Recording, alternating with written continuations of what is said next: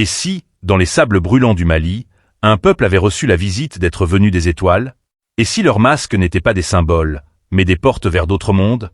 Il existe, au cœur du plateau de Bandiagara, un peuple dont la sagesse semble venir d'ailleurs. Les Dogons. Un peuple isolé, mystérieux, gardien de connaissances si précises sur les étoiles qu'elles ont longtemps défié la science moderne.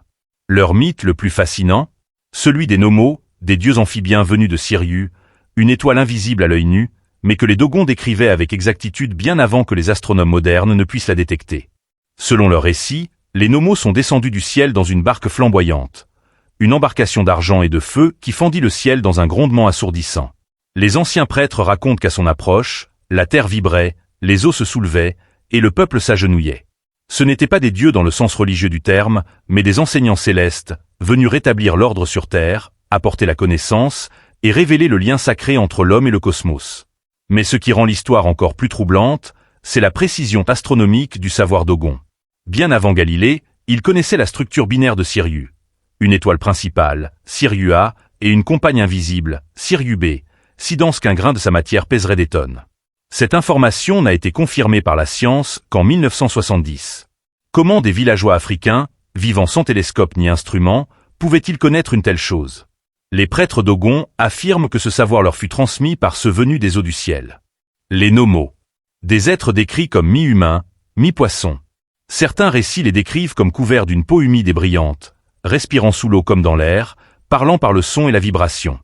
Ils venaient de Sirius, disait-il, une étoile vivante entourée d'un compagnon lourd, qui gouverne les cycles de l'univers.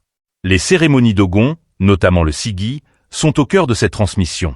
Tous les 60 ans, le peuple se réunit pour célébrer le renouvellement du monde. Lors de ce rituel, les masques sacrés font leur apparition.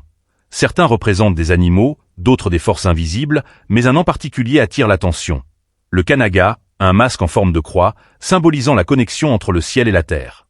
Les initiés affirment que lorsque le porteur danse, il ouvre un passage entre les mondes.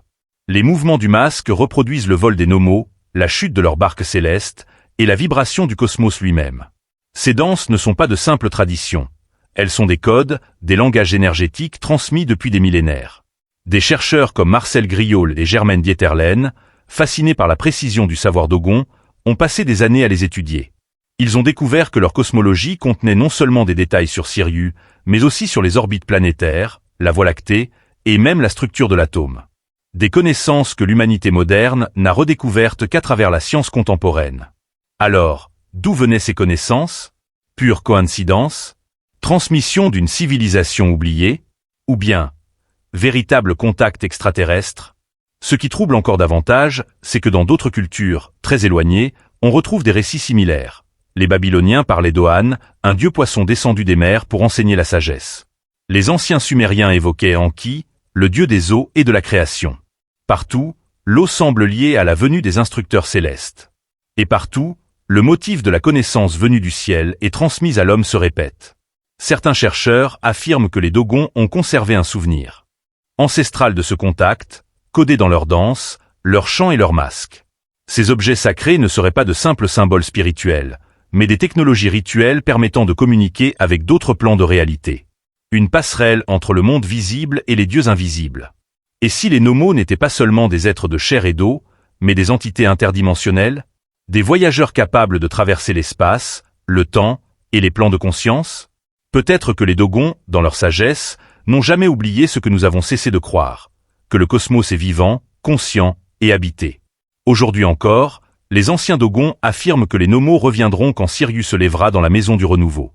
Une prophétie qui, selon eux, annonce un nouveau cycle cosmique et le retour des instructeurs. Alors, la prochaine fois que vous verrez un masque Dogon dans un musée, ne le regardez pas comme un simple artefact. Voyez-le comme une clé. Une porte symbolique vers les étoiles. Un souvenir du jour où le ciel a parlé aux hommes.